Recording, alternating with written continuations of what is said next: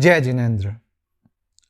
25 बोल की श्रृंखला के अंतर्गत 9वां बोल उपयोग 12। उपयोग का अर्थ होता है काम में लेना। कहते हैं ना, ये उपयोग में ले लेना, अर्थात इसको काम में लेना। उपयोग आत्मा का लक्षण है, ये आत्मा की पहचान है। उपयोग के दो भेद होते हैं मूलतया, ज्ञान और दर्शन। ज्ञान का अर्थ है जानना, दर्शन का अर्थ है देखना। आप ये वीडियो से जुड़े हुए हैं, आप देख भी रहे हैं और जान भी रहे हैं। जो मैं बोल रहा हूं उसको सुन रहे हैं, ये दर्शन है, मगर समझ रहे हैं वह ज्ञान है। देखना दर्शन और जानना ज्ञान। तो ये आत्मा का मूल लक्षण होता है, अजीब में ये लक्षण नहीं होता है। मोबाइल आज के समय सेंसर युक्त होते हैं, आपका हाथ आगे जाएगा या कोई भी अंग जाएगा उसमें लाइट लग जाएगी, सेंसर होता है, मगर इससे वह जानने देखने वाला नहीं हो जाता, एक प्रोग्राम है। मगर आत्मा का ये एक स्वाभाविक नेचर है, उसकी ये प्रकृति है, स्वभाव है कि वह जानने और देखने की योग्यता से युक्त है। एकेंद्रिय जो होता है या पंचेंद्रिय हो, कोई भी हो, उसमें यह एबिलिटी होती है, वह ज्ञान अज्ञान या दर्शन से युक्त होता है। एकेंद्रिय का जीव है, पृथ्वी काय हो, अप काय हो, तेजस काय हो, वायु काय हो या वनस्पति काय हो, उसमें स्पर्श की अनुभूति होती है, वह स्पर्श के द्वारा पहचान लेता है। कोई व्यक्ति उसके पास कुल्हाड़ी लेकर जा रहा होता है ना, तो आज की साइंस ने ऐसा प्रूफ किया है कि उसमें नेगेटिव वाइब्रेशन होने लग जाते हैं। उसके जो उस वृक्ष की जो स्पंदन है वो नकारात्मक हो जाते हैं उस कुल्हाड़ी को देखकर, कुल्हाड़ी वाले व्यक्ति को देखकर, ये आएगा मुझे काट देगा। अब कैसे मालूम पड़ा? वो स्पर्श नेंद्रिय के कारण मालूम पड़ा। तो ये भी अचक्षु दर्शन है, उसको महसूस हो जाता है, एहसास हो जाता है कि ये आएगा मेरी डालियों को काटना शुरू कर देगा। उपयोग 12 हैं, 5 ज्ञान, 3 अज्ञान और 4 दर्शन। ज्ञान और अज्ञान ऐसे तो एक ही है, मगर पात्रता के कारण भेद प्रभेद हुआ है। ज्ञान तो निर्मल ही है, पवित्र ही है, ज्ञानावण्य कर्म का हल्कापन ही है, क्षोभशम ही है, मगर पात्रता के आधार पर यह भेद प्रभेद हो जाता है। कोई व्यक्ति किसी के यहां मेहमान के रूप में गया, एक शराब की बोतल है, एक शरबत की बोतल है, एक शराब की बोतल, एक शरबत की बोतल, दोनों में शरबत ही है।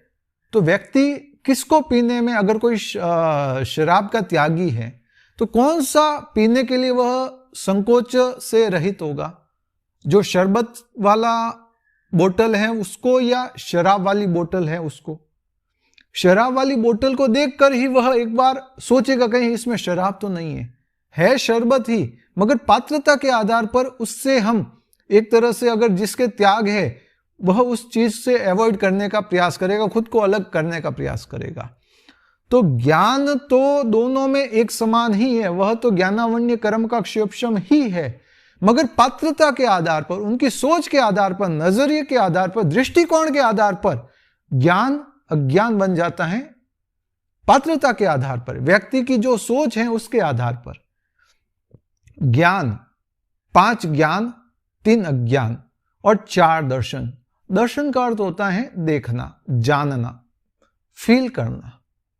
यह एक सामान्य अवबोध कहा जाता है। सामान्य अवबोध का अर्थ होता है सामान्य जानकारी। आप ये वीडियो देख रहे हैं, खाली आपने देखा, ये सामान्य अवबोध है। फिर आपके मन में आया कि अरे ये तो नरेश चोपड़ा है, ये तो तत्व ज्ञान का वीडियो बनाते हैं, इनके ऑडियो भी चलते हैं, तो ये हो गया विशेष अवबोध, वो हो गया ज्ञान। सामान्य अवबोध खाली सामान्य होता है, जो देखा आपने और जो भी उसके लिए आपने भीतर एक्सप्लेन किया, वह सारा उपयोग ज्ञान के अंतर्गत आ गया। आपने कोई भी क्रिकेटर का फोटो देखा, जैसे विराट कोहली है, उसका फोटो देखा या उसका नाम सुना आपने, आपके मस्तिष्क में उसका फोटो बन गया। फिर एनालिसिस शुरू हुआ, अरे ये तो भारत की टीम का कप्तान है, अरे अभी तो वो भारत की टीम में नहीं खेल रहा है, अभी तो वो शायद आया हुआ है, उसका बेबी होने वाला है। ये जितना विश्लेषण है ये सारा ज्ञान है, साकार उपयोग है। दर्शन को अनाकार उपयोग कहा जाता है। खाली एक सामान्य अवबोध होता है, विशिष्ट अवबोध ज्ञान कहलाता है। ज्ञान 5 है। मतिक ज्ञान, मतिक ज्ञान का अर्थ क्या होता है कि 5 इंद्रियों और मन की सहायता से होने वाला ज्ञान मतिक ज्ञान कहलाता है।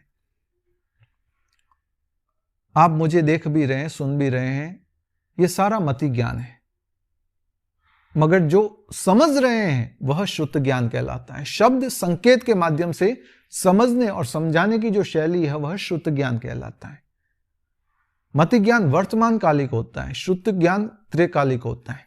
ये आपस में दोनों जुड़े हुए, अलग नहीं है। मति ज्ञान वर्तमान कालिक कैसे हुआ? आपके सामने कोई भी चीज आई, फर्स्ट टाइम आई, आपने सोचा अरे ये क्या है, इससे कहते हैं अवग्रह। ये जैन पारिभाषिक शब्द हैं। मति ज्ञान के 4 भेद बताते हैं, तब बताते हैं अवग्रह, ईहा, अवाय, धारणा। अवग्रह का अर्थ होता है ये क्या है। ईहा, अरे ये कहीं फ्रूट है या कोई सब्जी है। अब जैसे कोई आप सब्जी मंडी गए, कोई सामने नई चीज दिखी, तो मन में क्या आएगा, ये चीज क्या है, पहली बार देखी। फिर आएगा ये कोई सब्जी है या कोई फ्रूट है। ये हो गया अवाय। अवग्रह ईहा। अवाय का अर्थ हो गया कि इसको याद रखना कि ये सब्जी ही है, फ्रूट नहीं है, क्योंकि सब्जी से अलग उपयोग होता है, फ्रूट का अलग उपयोग होता है। और धारणा उसको लाइफ टाइम के लिए या कई समय तक याद रखना। आप वीडियो ही देख रहे हैं ना, रियली। गुलाब जामुन, गुलाब जामुन, मैंने जैसे ही शब्द बोला आपके मस्तिष्क में गुलाब जामुन का ही फोटो बनाना, रसगुल्ले का नहीं बनाना। ये चीज क्या हुई? फर्स्ट टाइम आपने जब भी गुलाब जामुन देखा होगा, क्या आपने उसका नाम याद कर लिया था या पहले से था? आपने कई बार ये चीज क्या है, ये तो कोई नई मिठाई है, कहीं खाने में गए आप, कोई नई मिठाई होती तो कहते ना, अरे ये कौन सी मिठाई है, काहे की बनी हुई है, इसमें क्या क्या आता है। कई चीजें दिमाग में उठती है। आपने एक पीस लिया, खाया, हो सकता है आपको टेस्ट अच्छा लगे, और कई बार मिठाइयों का टेस्ट अच्छा नहीं भी लगता है। अच्छा लगा, अरे वाह गजब की मिठाई है, मेरे लड़के लड़के की शादी होगी या जब भी फंक्शन होगा ये मिठाई तो मैं रखूंगा ही। जो चीज हम 3-4 बार याद करते रहते हैं ना, वो अवाय कहलाता है। और धारणा जो जिंदगी के साथ भी और जिंदगी के बाद भी संस्कार के रूपों में हमारे साथ रहता है। धारणा के अंतर्गत ही कई भेद प्रभेद होते हैं। जो चीज हम बार बार करते हैं ना, जैसे आपका फेवरेट फ्रूट कौन सा है, आपका फेवरेट मिठाई कौन सा है, आपकी फेवरेट डिश कौन सी है। हाँ, आपको पिज्जा पसंद है या क्या पसंद है, पिज्जा में भी कौन सा पिज्जा पसंद है, डोसे में भी कौन सा डोसा पसंद है। तो ये सारे जो होते हैं ना, जो चीज हम बार बार खाते हैं उसकी वो हैबिट हो जाती है। मैं सूरत रहता हूं, आज सुबह जब मैं रिकॉर्डिंग करने के लिए आ रहा था तो यहां एक जगह का लोचो फेमस है, वहां पर लगभग 50-60 जने, मैंने लगभग शब्द बोला है, याद रखना, कभी भी भूलना मत।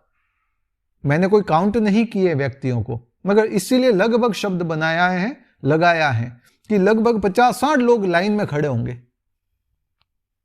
ये होती है धारणा। अरे लोचो उसका खाना है, फाफड़ा उसका खाना है, खमन उसका खाना है, रसगुल्ला उसका खाना है, ये मिठाई उसकी खानी है।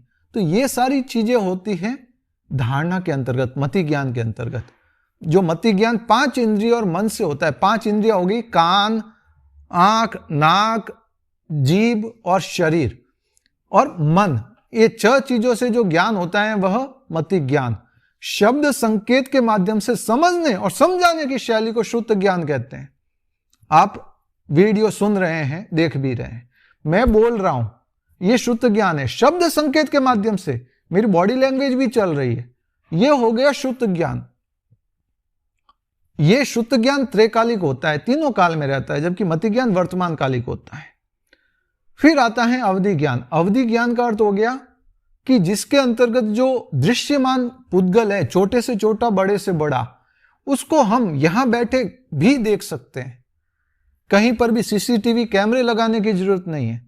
हम यहां बैठे हैं और समूचे जितना हमारा यह अवधि ज्ञान उज्जवल है, जितना हमारा प्रकट हुआ है, उतना हम यहां बैठे ही देख सकते हैं। घर पे क्या हो रहा है, ऑफिस में क्या हो रहा है, हमें मोबाइल में वो एप्लीकेशन अपलोड करने की या देखने की जरूरत नहीं है कि मेरे ऑफिस में क्या काम चल रहा है, क्या नहीं चल रहा है, कौन बैठा है, कौन नहीं बैठा है। अवधि ज्ञान से ऐसे ही हम देख लेते हैं क्या हो रहा है, कहां हो रहा है, कौन सी चीज कहां पर है, कौन व्यक्ति कहां जाकर छुपा हुआ है, सब मालूम पड़ जाता है। अतीत भी, वर्तमान भी और भविष्य भी, जन्म भी कई बता देते हैं। तो यह होता है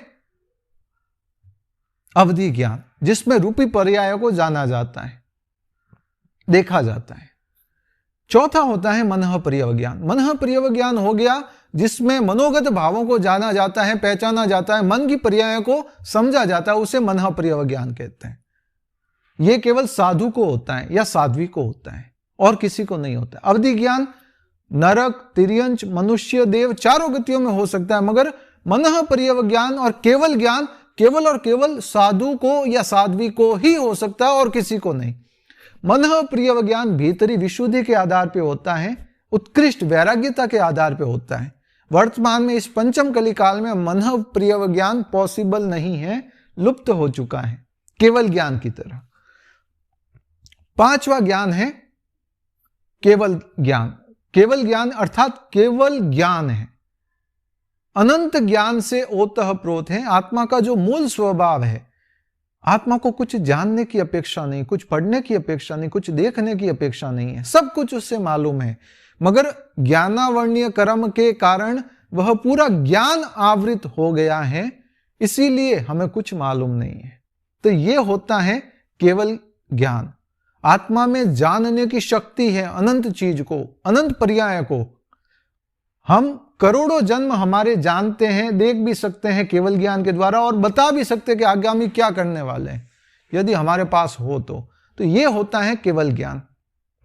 5 ज्ञान है, 3 अज्ञान, मति ज्ञान, श्रुत ज्ञान और अवधि ज्ञान की तरह ही मति अज्ञान, श्रुत अज्ञान और विभंग ज्ञान को मानना चाहिए। उज्ज्वलता दोनों की एक जैसी है, क्षोभम एक जैसा, मगर पात्रता के आधार पर ज्ञान और अज्ञान है। मिथ्यात्व के पास है तो अज्ञान, सम्यक्त्व के पास है तो ज्ञान। चीज एक ही है, मगर अपनी अपनी क्षोभम के आधार पर उसके भेद प्रभेद किए गए। यह हो गया ज्ञान। अज्ञान 4 आते हैं दर्शन, चक्षु दर्शन, अचक्षु दर्शन, अवधि दर्शन, केवल दर्शन।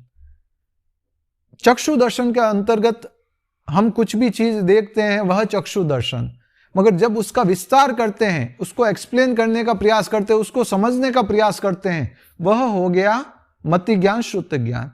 तो आंखों के माध्यम से हम देखते हैं, यह चक्षु दर्शन। अचक्षु दर्शन हो गया आंख के अलावा जो 4 इंद्रियों से और मन के द्वारा हम जानते हैं, वह अचक्षु दर्शन होता है। मूल तो 4 इंद्रियों के द्वारा ही होता है। जिज्ञासा हो सकती थी कि इधर इंद्रिय दर्शन क्यों नहीं शब्द दे दिया, चक्षु अचक्षु 2 भेद क्यों गए, इंद्रिय दर्शन भी दे देते। तो समाधान यही है कि 4 इंद्रियां केवल अपने विषय को ग्रहण करती हैं। शब्द केवल कान सुन पाता है, सूंघने का काम नाक करता है, जीभ स्वाद का काम कर सकती है, शरीर ठंडा है, गर्म है, रूखा है, सूखा है आदि का भेद कर सकता है, मगर आंख इन सभी का काम भी कर सकती है। स्वयं का देखने का तो करती है, मगर इन 4 इंद्रियों का भी कर सकती है। कई व्यक्ति होते हैं जो किसी के होठों को पढ़ लेते हैं, लिप्स रीडिंग कहते हैं शायद, जिसे कोई बोल रहा है व्यक्ति, उसके दूर से ही होठों को पढ़ लेते हैं कि ये व्यक्ति ये बोल रहा है। तो ये आंख कर रही है, कान नहीं कर रहे हैं। शब्द का कार्य कान का है, आंख का नहीं है, मगर आंख वह कार्य भी कर लेती है। कहीं कोई मृत कलेवर है, किसी जीव का मरा हुआ सड़ा हुआ शरीर पड़ा है, तो काम तो नाक का है कि दुर्गंध है या नहीं है, मगर आंख देखते ही पहचान जाती है कि इधर दुर्गंध आने वाली, नाक पहले ही बंद कर देती है। कोई खाना है सामने, अच्छे से सजा धजा है, आंख बता देगी ये बहुत स्वादिष्ट होगा। और कोई चीज जली हुई पड़ी है तो कह रही ये तो जली हुई है, बताने का कार्य तो जीभ का है, ये जला हुआ है या नहीं है। कई बार कोई सब्जी में एकदम लाल मिर्चों का चौका एकदम तेज दिया हुआ है, तो आंखें देखते ही कह देती है अरे ये तो बहुत तीखी लग रही है, मिर्ची ज्यादा हो गई, इसमें हल्दी ज्यादा हो गई है। तो ये कार्य तो ऐसे जीभ का है, मगर आंख कर लेती है। कहीं कोई आग लगी हुई है, कोई तपेला गर्म हो चुका है, तो वो स्पर्श से मालूम पड़ेगा गर्म है या नहीं, मगर आंख बता देती है इधर टच मत करना, गर्म है। तो ये आंख 4 इंद्रियों का भी काम कर लेती है, इसीलिए इसको अलग से दिखाया गया है चक्षु दर्शन के रूप में, और शेष 4 इंद्रियां हैं उसको अचक्षु दर्शन के रूप में। तीसरा आता है अवधि दर्शन। अवधि दर्शन के अंतर्गत कोई भी अवधि ज्ञानी है वो देखता है पहले, फिर उसका ज्ञान करता है। सपोज मुझे अवधि ज्ञान हुआ और आप वीडियो देख रहे हैं, तो पहले तो मैं आपको देखूंगा अवधि ज्ञान के द्वारा, अवधि दर्शन से। आप जैसे सोफे पर बैठे हुए हैं और वीडियो आप देख रहे हैं, तो पहले मैं देखूंगा कि आप सोफे पर बैठे हुए हैं, हॉल के सोफे में हैं या कहीं अपने कमरे के सोफे पर बैठे हुए हैं, बालकनी में हैं या कहां पर हैं। तो ये देखना अवधि दर्शन है, मगर उस चीज को एक्सप्लेन करना, विस्तार करना अवधि ज्ञान है। आप जैसे ही दिखे, आपने कौन से कलर के कपड़े पहने हुए, क्या पहना हुआ, क्या नहीं पहना हुआ, ये सारा अवधि ज्ञान है। और अगला होता है केवल दर्शन। केवल दर्शन के अंतर्गत जो केवल ज्ञान में हम जानते हैं और केवल दर्शन में देखते हैं, सिद्ध भगवान अनंत हैं, वे हर क्षण हमें देख भी रहे हैं और अगले ही क्षण जान भी रहे हैं। तो ज्ञान और दर्शन का अपना एक जोड़ा होता है, अवधि ज्ञान अवधि दर्शन का जोड़ा होता है। जिज्ञासा हो सकती है कि मनः पर्यव ज्ञान है तो मनः पर्यव दर्शन क्यों नहीं। इसका रीजन यही है कि मनः पर्यव अवधि ज्ञान सामान्य चीजों को जानता है। जैसे आपने अपने मन में किसी चीज का चिंतन किया, मिठाई का, तो अवधि ज्ञान वाला खाली ये सोचेगा कि ये मन में मिठाई का सोच रहा है, मगर अवधि दर्शन मनः पर्यव ज्ञान वाला क्या सोचेगा, अरे ये तो रसगुल्ले का चिंतन कर रहा है। रसगुल्ला भी कौन सा, अमुक जगह का। रसगुल्ले भी अलग अलग जगह के आते हैं। एक हल्दीराम के भी रसगुल्ले होते हैं जिसमें चाशनी ज्यादा होती है, और एक स्पंज वाले रसगुल्ले होते हैं, एक छोटे आकार के होते हैं, एक बड़े आकार के होते हैं। तो ये सारा भेद प्रभेद मनः पर्यव ज्ञान वाला बता सकता है, अवधि ज्ञान वाला नहीं। तो ये फर्क होता है। और मनः पर्यव ज्ञान है, मनः पर्यव दर्शन इसीलिए नहीं है कि मनः पर्यव ज्ञान विशिष्ट पर्याय को, मनोगत पर्याय को जानता है, खाली मन की बातों को जानता है। तो इसीलिए वहां पर देखने की अपेक्षा नहीं है, केवल वो जानने की ही अपेक्षा है। सामान्य अवबोध नहीं है, वह विशिष्ट है, इसीलिए उसका दर्शन नहीं होता है। संक्षिप्त के अंतर्गत मैंने उपयोग 12 नौवा बोल क्लियर करने का प्रयास किया है। हालांकि वीडियो लंबा बन रहा है, मगर हमें एक बार सुनकर लाइफ टाइम के लिए याद रखना है, जन्म जन्मांतरों तक याद रखना है, जब तक हमारा केवल ज्ञान केवल दर्शन प्रकट नहीं हो जाता। तो इसीलिए विस्तार तो अच्छे से करना होगा, कोई चीज छूट ना जाए। आपका साधार्मिक जैन नरेश चोपड़ा, बालोतरा, सूरत।